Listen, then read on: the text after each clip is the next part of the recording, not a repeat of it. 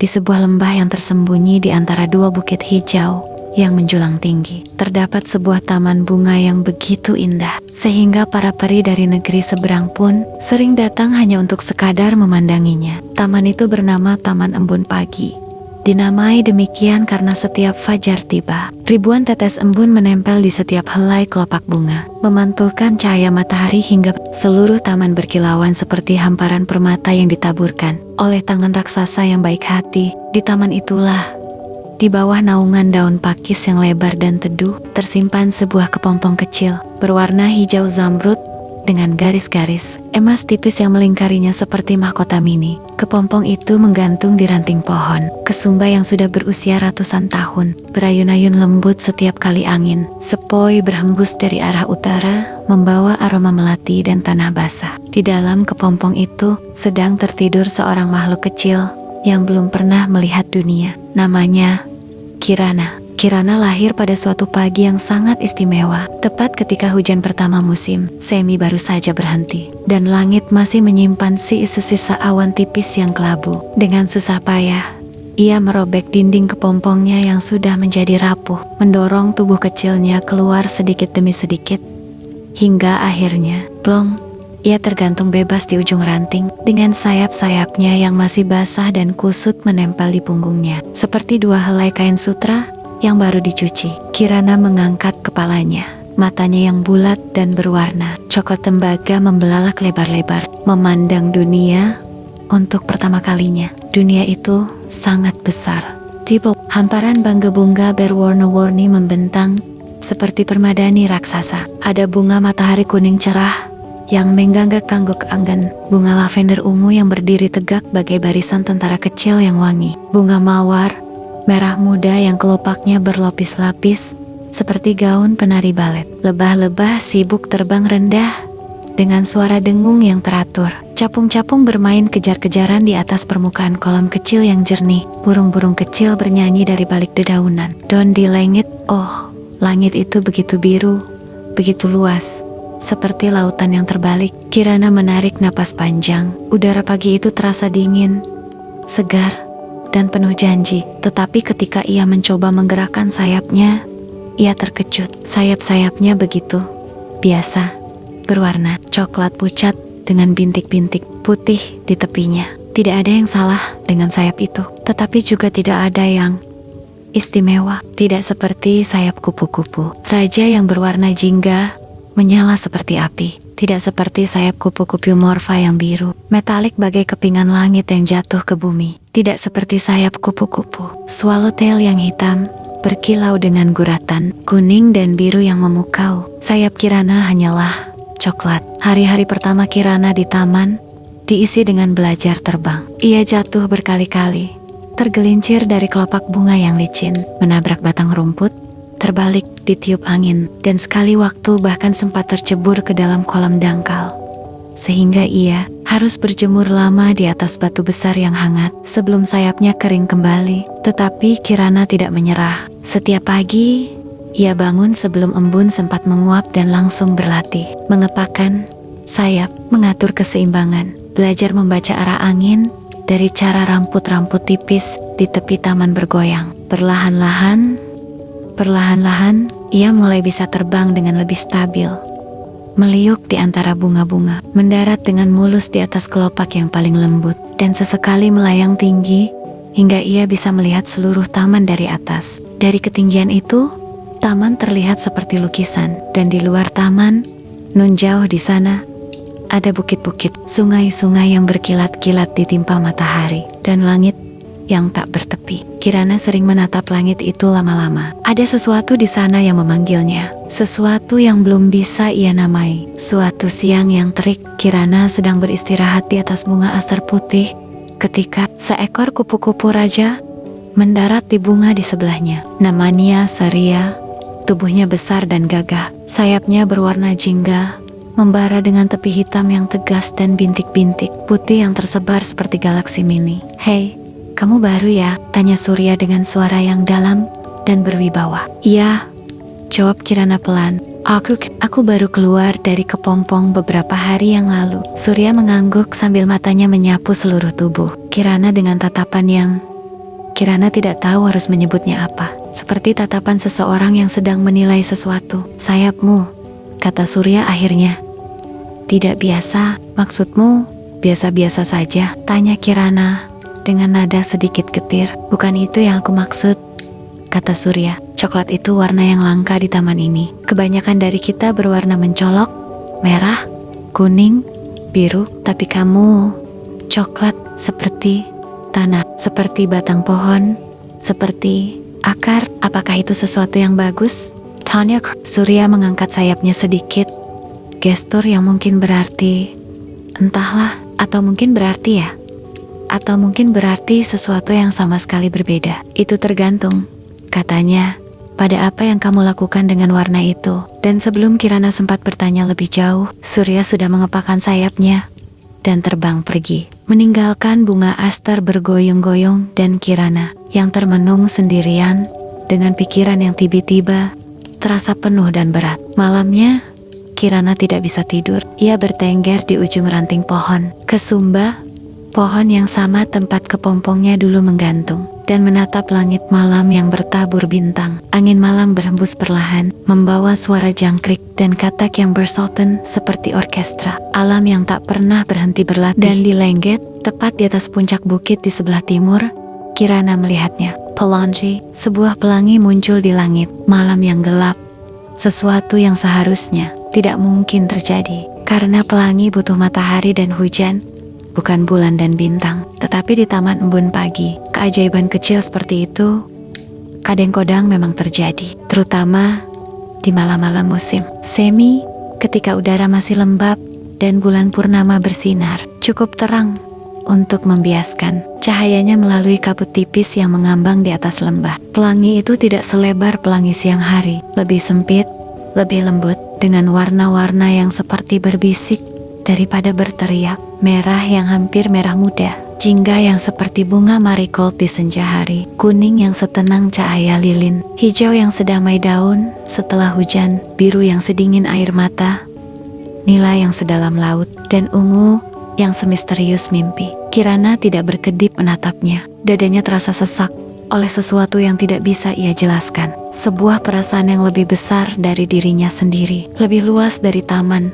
lebih tinggi dari langit yang sedang ia tatap. Perasaan itu seperti rindu, tetapi rindu pada sesuatu yang belum pernah ia miliki. Seperti ingin, tetapi ingin pada sesuatu yang bahkan belum ia ketahui namanya. Aku ingin menjadi seperti itu, bisik Kirana pada dirinya sendiri. Suaranya nyaris tak terdengar di antara suara jangkrik dan desir angin. Aku ingin menjadi pelangi. Kata-kata itu terasa ganjil begitu keluar dari mulutnya. Seekor kupu-kupu kecil bersayap coklat yang ingin menjadi pelangi. Mimpi apa itu? Pelangi adalah cahaya. Pelangi adalah langit. Pelangi tidak punya tubuh, tidak punya sayap, tidak punya kepompong. Bagaimana mungkin seekor kupu-kupu bisa menjadi pelangi? Tetapi mimpi itu sudah terlanjur tertanam di dalam hatinya, dalam-dalam, seperti benih yang jatuh ke tanah, subur dan langsung berakar sebelum sempat dicabut. Kirana menutup matanya, dan untuk pertama kalinya sejak ia keluar dari kepompong, ia bermimpi.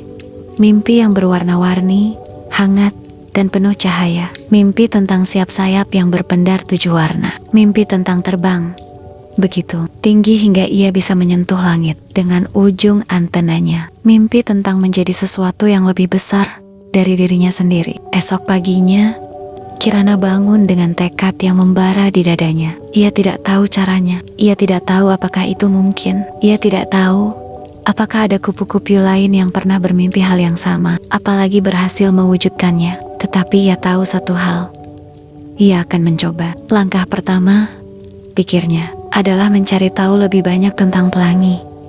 Bagaimana pelangi terbentuk, dari mana warna-warnanya berasal, dan mungkin ada cara bagi seekor kupu-kupu kecil bersayap coklat untuk menyentuh batas antara bumi dan cahaya itu. Ia tahu harus mulai dari mana, di ujung timur. Taman, tepat di mana pagar kayu tua yang ditutupi lumut bertemu dengan tepi hutan, terdapat sebuah pohon tua yang sangat besar. Pohon beringin raksasa yang usianya konon sudah ribuan tahun. Akar-akarnya menjuntai kemana-mana seperti rambut nenek yang diurai, dan di dalam lekukan batangnya yang berlubang tinggal seorang tua yang dikenal seluruh penghuni taman sebagai Mbah Laron. Seekor laron tua yang sudah tidak bisa terbang lagi karena sayapnya telah gugur setelah musim hujan yang panjang tahun lalu. Tetapi matanya masih tajam dan kepalanya masih penuh dengan pengetahuan tentang selek-belok alam yang telah ia kumpulkan selama hidupnya yang panjang. Kirana mengepakkan sayapnya dan terbang ke arah timur. Pelonji, Mbah Laron mengulang kata itu dengan nada yang aneh, antara heran dan tergelitik. Ia duduk di atas lembaran kulit kayu yang kering di dalam lekukan batang beringin, dikelilingi oleh serpihan-serpihan daun kering dan serbuk kayu yang ia gunakan seperti buku catatan. Kamu bilang kamu ingin menjadi pelangi? Ya, Mbah, jawab Kirana dengan mantap. Meski ia merasa pipinya, kalau kupu-kupu punya pipi, sedikit memanas karena merasa mimpinya terdengar sangat konyol. Saat diucapkan karas-karas di depan makhluk lain, Mbah Laron diam cukup lama. Antenanya yang panjang dan tipis bergerak jerok perlahan, seperti sedang menimbang sesuatu. Tahukah kamu? Kata Mbah Laron akhirnya, suaranya rendah dan dalam, seperti suara kayu yang berderit ditiup angin. Bagaimana pelangi terbentuk? Dari hujan dan matahari, jawab Kirana. Cahaya matahari melewati tetes-tetes air hujan dan membiaskan dirinya menjadi warna-warna. Benar, kata Mbah Laron, tetapi ada yang lebih dalam dari itu. Cahaya matahari sebenarnya mengandung semua warna sekaligus. Merah, jingga, kuning, hijau, biru, nila, ungu. Semuanya bercampur menjadi satu sehingga tampak seperti putih. Baru ketika cahaya itu melewati sesuatu, tetes air, prisma, bahkan kabut tipis, warna-warna itu terpisah dan masing-masing memperlihatkan dirinya sendiri. Kirana menyimak dengan seksama. Jadi pelangi, lanjut Mbah Laron, bukan tentang menciptakan warna baru. Pelangi adalah tentang mengungkapkan warna yang sudah ada di dalam cahaya sejak awal. Mbah Laron berhenti sejenak, lalu menatap Kirana dengan matanya yang kecil namun tajam seperti jarum. Dan Kirana kecil, kamu sudah membawa cahayamu sendiri sejak kamu keluar dari kepompong. Pertanyaannya bukan bagaimana kamu bisa menjadi pelangi. Pertanyaannya adalah, apa yang perlu kamu lewati agar cahayamu bisa terpancar? Kirana terbang pulang sore itu dengan kepala yang penuh dan langkah yang lebih ringan dari sebelumnya. Kata-kata Mbah Laron berputar-putar di dalam pikirannya, seperti dedaunan yang diterbangkan angin. Cahaya yang sudah ada di dalam dirimu. Apa yang perlu kamu lewati? Ia tidak sepenuhnya mengerti, tetapi ada sesuatu dalam kata-kata itu yang terasa seperti kunci. Meski ia belum menemukan pintu yang harus dibukanya. Malam itu, Kirana menatap langit lagi. Tidak ada pelangi malam ini, hanya bintang-bintang dan bulan sabit yang mengambang tenang di lautan hitam. Tetapi Kirana tersenyum, atau setidaknya ia merasakan sesuatu di dalam dirinya yang mungkin itulah yang disebut senyum oleh makhluk-makhluk yang punya mulut berbentuk seperti Serpana. Aku akan menemukannya, bisiknya pada bintang-bintang. Aku akan menemukan cara. Angin malam menjawabnya dengan hembusan lembut yang mengayun-ayunkan. Tubuh kecilnya di atas ranting pohon kesumba dan taman pun perlahan-lahan tertidur, menyelimuti dirinya sendiri dengan keheningan malam yang lembut, seperti selimut sutra, menunggu fajar berikutnya, menunggu babak berikutnya dari petualangan kupu-kupu kecil bersayap coklat yang bermimpi menjadi pelangi. 3 hari telah berlalu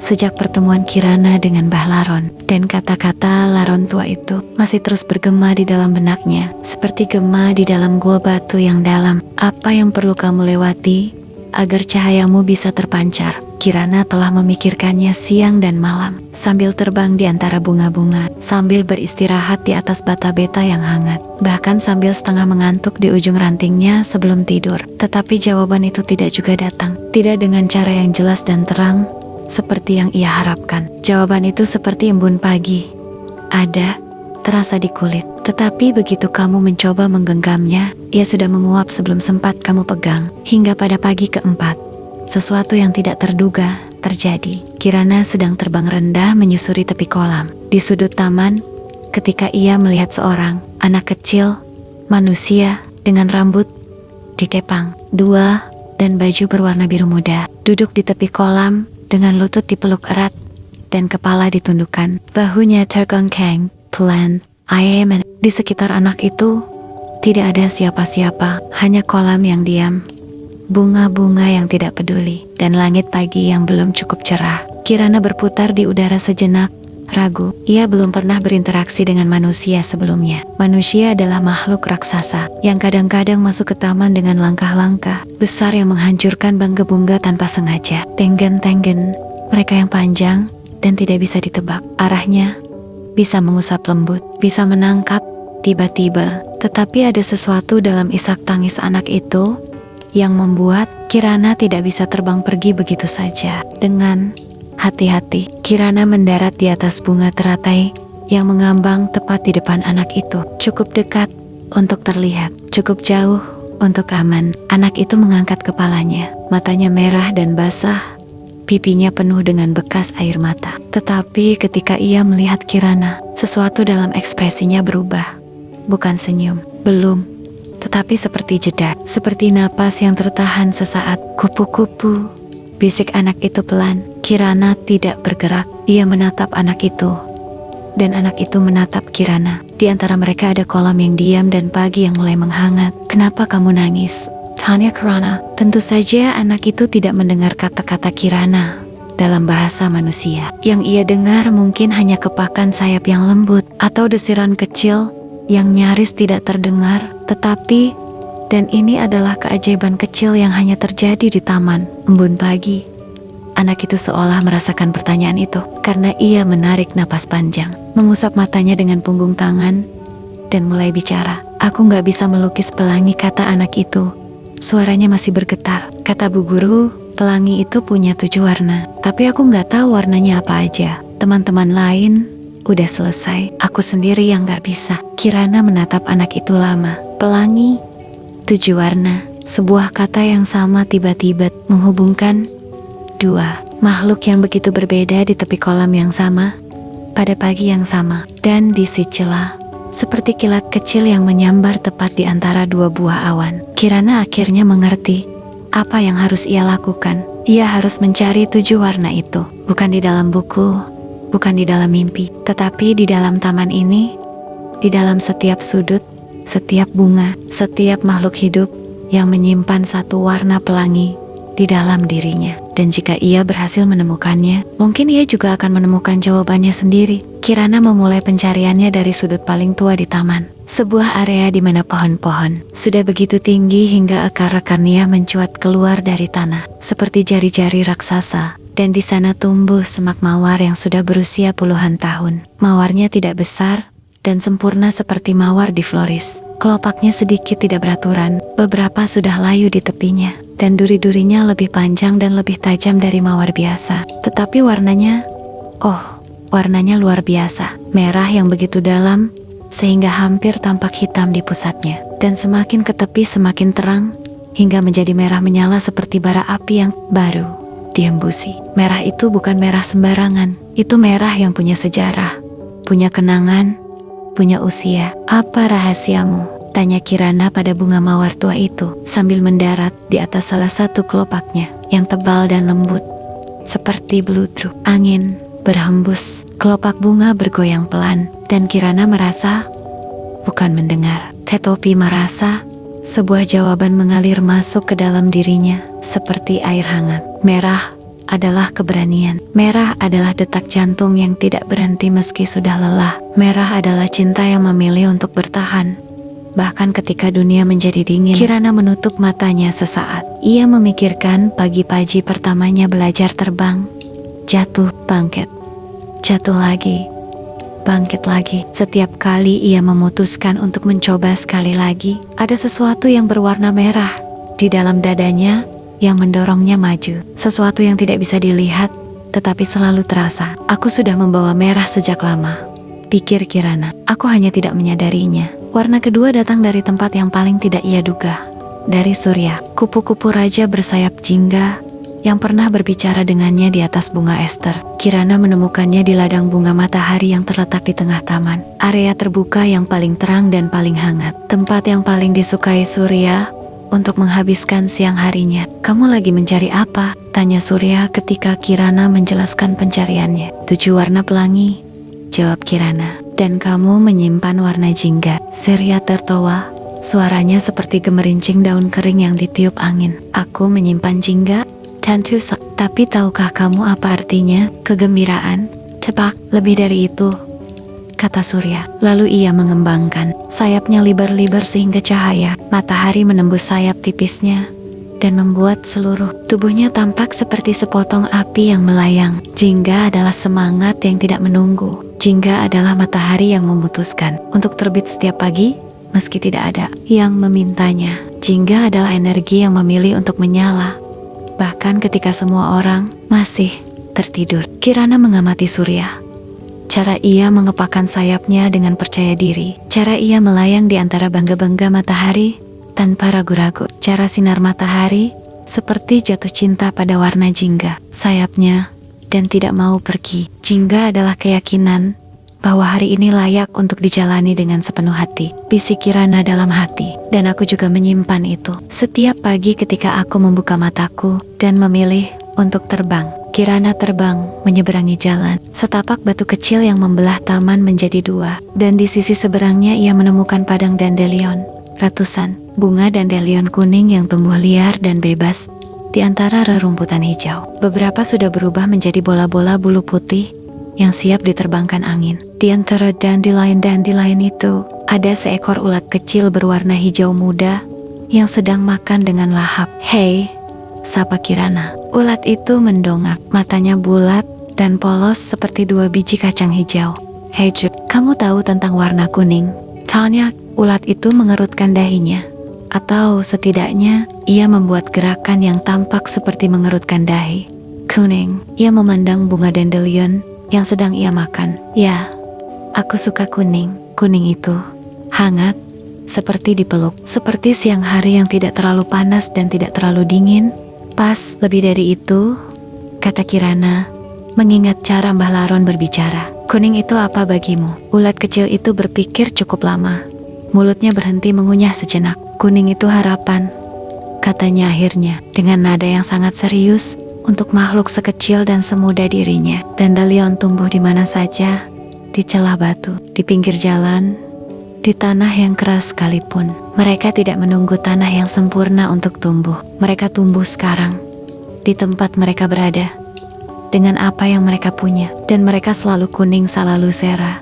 Tidak peduli di mana mereka tumbuh. Kirana menatap ulat kecil itu dengan perasaan yang campur aduk antara terharu dan takjub. "Kamu akan menjadi kupu-kupu yang luar biasa suatu hari nanti," kata Kirana pelan. Ulat itu tersenyum, senyum yang lebar dan polos dan tulus. "Aku tahu. Aku menunggu hari itu dengan sabar. Dan sementara menunggu, aku makan dandelion." Kirana tertawa kecil dan terbang melanjutkan pencariannya dengan rasa hangat kuning di dalam dadanya. Untuk menemukan hijau, Kirana harus terbang keluar dari taman, melewati pagar kayu berlumut, masuk ke dalam tepi hutan yang berbatasan langsung dengan Taman Embun Pagi. Ia tidak pernah ke sini sebelumnya. Inilah pertama kalinya ia melewati batas taman, dan jantungnya berdegup lebih cepat dari biasanya. Hutan itu berbeda dari taman. Taman adalah tempat yang tertata, teratur, dipelihara. Hutan adalah sesuatu yang lain, liar, penuh dengan suara-suara yang tidak dikenal, dengan bayangan-bayangan yang bergerak di antara pepohonan, dengan aroma tanah yang lebih kuat dan lebih purba. Tetapi juga, dan Kirana menyadari ini, dengan perasaan yang mengejutkannya, indah dengan cara yang berbeda. Bukan indah yang dipoles dan disusun, indah yang tumbuh sendiri, hidup sendiri, bernafas sendiri. Di tengah hutan, Kirana menemukan sebatang pohon besar yang telah tumbang. Mungkin sudah bertahan-tahan yang lalu, dan dari batang yang membusuk itu, tumbuh lumut yang begitu hijau dan subur, hingga tampak seperti karpet zamrud yang bercahaya. Di atasnya tumbuh pakis-pakis kecil, jamur-jamur mungil berbentuk payung, dan bunga-bunga hutan yang tidak pernah Kirana lihat sebelumnya. Kematian yang melahirkan kehidupan. Hijau, menyadari Kirana, bukan hanya tentang tumbuhan. Hijau adalah tentang keseimbangan, tentang mengambil hanya sebanyak yang dibutuhkan dan memberikan kembali lebih banyak dari yang diambil. Pohon yang tumbang ini sudah mati, tetapi kematiannya memberi kehidupan bagi ratusan makhluk kecil lainnya. Tanah di sekitarnya subur, udara di sekitarnya bersih. Hijau adalah kedamaian yang datang dari hidup selaras dengan sekitar. Pikir Kirana, hijau adalah ketenangan yang tidak membutuhkan tepuk tangan. Ia mengambil napas dalam-dalam, menghirup udara hutan yang dingin, lembab dan penuh oksigen, dan merasakan sesuatu di dalam dirinya menjadi lebih tenang, lebih tertakar, lebih damai. Kembali ke taman, Kirana terbang ke kolam, tempat ia pertama kali melihat anak kecil yang menangis. Kolam itu sekarang sepi, hanya air yang diam dan langit sore yang mulai condong ke barat, memantulkan dirinya di permukaan kolam hingga sulit dibedakan mana langit dan mana air. Kirana mendarat di atas batu di tepi kolam dan menatap ke dalam air. Di sana ia melihat bayangan dirinya, tubuh kecil, sayap coklat, antina panjang, tetapi juga langit di balik bayangannya, biru yang dalam dan tanpa batas. Biru, pikir Kirana, adalah warna yang paling sulit untuk dipahami. Merah bisa kamu rasakan di dada, jingga bisa kamu rasakan di otot-otot, kuning bisa kamu rasakan di permukaan kulitmu yang hangat, hijau bisa kamu rasakan di dalam nafasmu, tetapi biru kamu rasakan di suatu tempat yang lebih dalam dari semua itu, di suatu tempat yang tidak punya nama, yang tidak bisa ditunjuk dengan jari. Seekor capung berwarna biru metalik mendarat di samping Kirana. Sayapnya bergetar cepat lalu diam. Kamu menatap kolam cukup lama, kata capung itu. Aku sedang berpikir tentang biru, kata Kirana. Capung itu mengangguk pelan. Biru adalah warna yang paling jujur, katanya. Langit tidak bisa berpura-pura menjadi warna lain. Laut tidak bisa menyembunyikan kedalamannya. Biru adalah keterbukaan, kesediaan untuk terlihat, untuk dikenal, untuk ditembus pandangannya, meski dalamnya tak terukur. Biru adalah keberanian untuk transparan, bisik Kirana. Tepat, kata capung, dan tanpa kata lagi ia mengepakkan sayapnya dan menghilang ke balik rerumputan. Kirana menatap kolam sekali lagi di permukaan air yang diam. Tiang sore terlihat lebih biru dari langit aslinya, seolah air menyimpan biru dengan lebih setia dari langit itu sendiri. Matahari mulai turun ke barat dan langit berubah menjadi kanvas yang paling megah yang pernah Kirana lihat sejak ia keluar dari kepompong. Lapisan-lapisan warna tersebar dari cakrawala hingga ke atas kepala,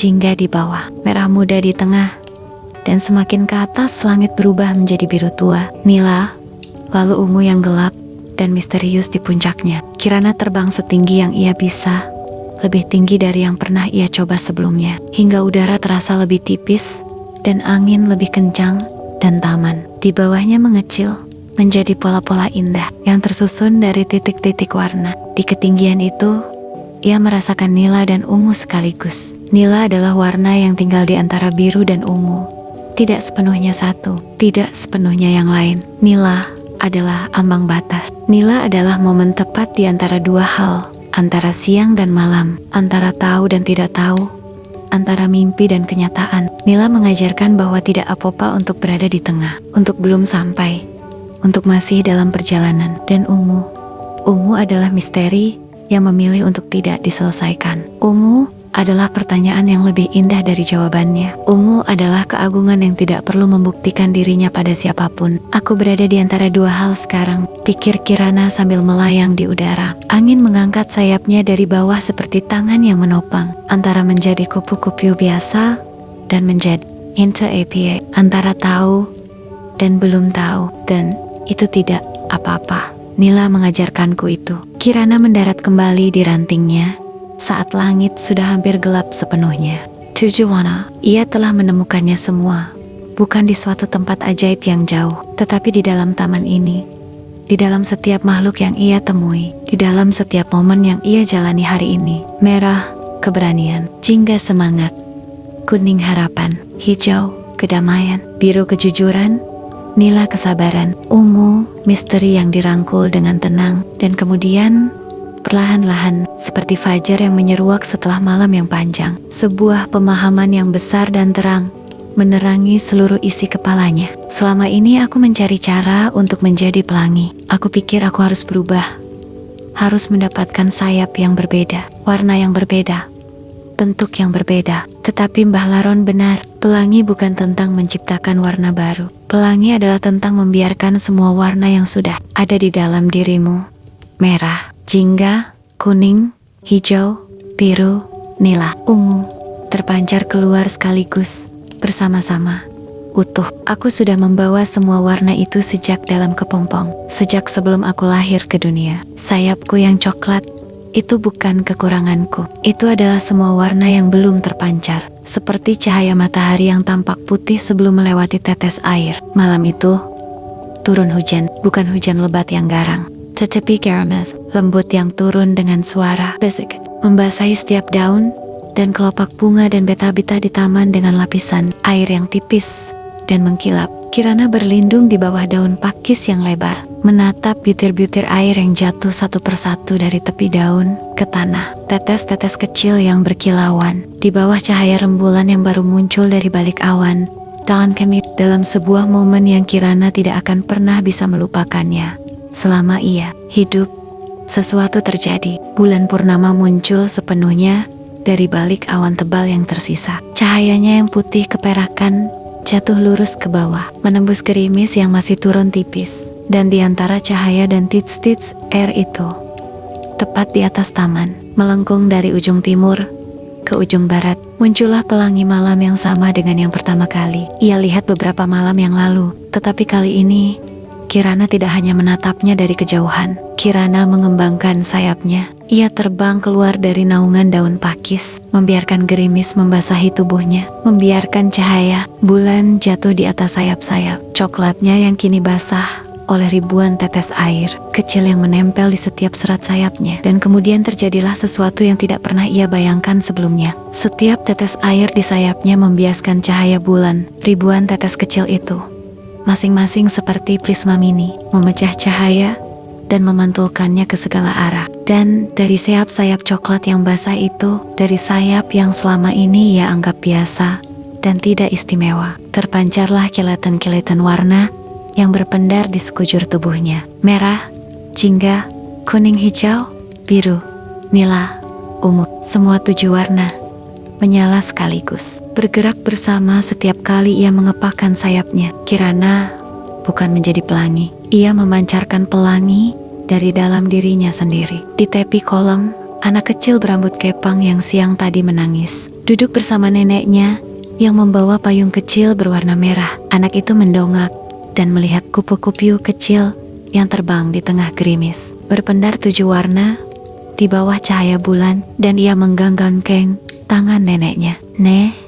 Lihat kupu-kupunya. Neneknya memandang ke arah yang ditunjuk sang cucu, dan senyumnya merekah lebar seperti bunga yang baru mekar. Wah, bisik sang nenek. Ternyata pelangi tidak hanya ada di langit. Anak itu mengangguk cepat, matanya berbinar-binar. Aku tahu sekarang, Nek. Merah, jingga, kuning, hijau, biru, nila, ungu. Aku ingat sekarang. Besok aku bisa melukis pelangiku. Kirana jauh di atas sana tidak mendengar percakapan itu. Ia sedang melayang, bukan terbang, bukan mengepak, tetapi melayang di antara langit dan bumi, di antara bulan dan taman, di antara mimpi dan kenyataan. Angin mengangkatnya dengan lembut, gerimis membelainya seperti ribuan jari-jari halus, dan di dalam hatinya, sesuatu yang sudah lama terasa berat dan penuh tanda tanya kini terasa ringan. Udah menjadi pelangi, menyadari Kirana tidak berarti harus kehilangan dirimu sendiri dan berubah menjadi sesuatu yang lain sama sekali. Menjadi pelangi berarti melewati hujan, melewati kesulitan, kebingungan, keraguan, rasa sakit, dan membiarkan semua pengalaman itu membiaskan cahaya yang sudah ada di dalam dirimu menjadi sesuatu yang indah. Setiap makhluk menyimpan 7 warna. Setiap jiwa adalah cahaya yang menunggu tetes air yang tepat untuk diurai menjadi pelangi. Gerimis berhenti tepat tengah malam. Pelangi malam perlahan memudar, seiring awan yang bergeser menutup bulan kembali. Taman kembali gelap dan sunyi. Kirana mendarat kembali di ranting pohon kesumba. Ranting yang sama, pohon yang sama, tempat yang sama sejak ia pertama membuka matanya dan melihat dunia. Tetapi ia bukan Kirana yang sama. Ia menutup sayapnya dengan perlahan. Rasakan air gerimis yang masih tersisa di serat-serat. Sayapnya menetes satu persatu ke kulit kayu di bawahnya. Angin malam yang hangat mulai mengeringkannya pelan-pelan. Di suatu tempat di ujung taman, seekor burung hantu kecil mengeluarkan suara huhu yang pelan dan dalam. Suara yang di taman embun pagi, artinya tidurlah, sudah malam, semuanya baik-baik saja. Kirana menarik napas panjang dan mengembuskannya dengan perlahan. Besok pagi, ia akan terbang lagi. Akan ada banggai-banggai yang belum ia kunjungi, makhluk-makhluk yang belum ia temui, bagian-bagian taman dan hutan yang belum ia jelajahi. Akan ada hari-hari yang mudah dan hari-hari yang sulit, momen-momen keberanian dan momen-momen keraguan, pagi-pagi cerah dan malam-malam gerimis. Dan di setiap hari yang ia jalani, di setiap kepakan sayap, di setiap pendaratan, di setiap pertemuan dengan makhluk lain yang menyimpan secuil warna di dalam dirinya, Kirana akan membawa bersamanya ketujuh warna itu, bukan di sayapnya, di dalam hatinya. Malam semakin larut di taman embun pagi. Bunga-bunga menutup kelopaknya satu persatu. Bintang-bintang mengintip dari celah-celah awan yang bergerak lambat. Kolam yang diam menyimpan pantulan langit malam di permukaannya yang hitam mengkilap. Dan di atas ranting pohon kesumba yang sudah ratusan tahun berdiri tegak, seekor kupu-kupu kecil bersayap coklat tidur. Dengan damai dalam tidurnya, ia tersenyum. Dan dalam senyumnya, ia bersinar. Dan dalam sinarnya, ia adalah pelangi, seperti kamu yang sedang membaca cerita ini. Seperti setiap jiwa yang pernah bermimpi tentang sesuatu yang lebih besar dari dirinya. Tutuplah matamu sekarang, anak manis. Biarkan tujuh warna itu menemanimu di dalam mimpimu malam ini. Merah untuk keberanianmu, jingga untuk semangatmu, kuning untuk harapanmu, hijau untuk kedamaianmu, biru untuk kejujuranmu, nila untuk kesabaranmu, dan ungu untuk semua mimpi indahmu yang belum sempat kamu ceritakan pada siapapun. Selamat tidur, Taman.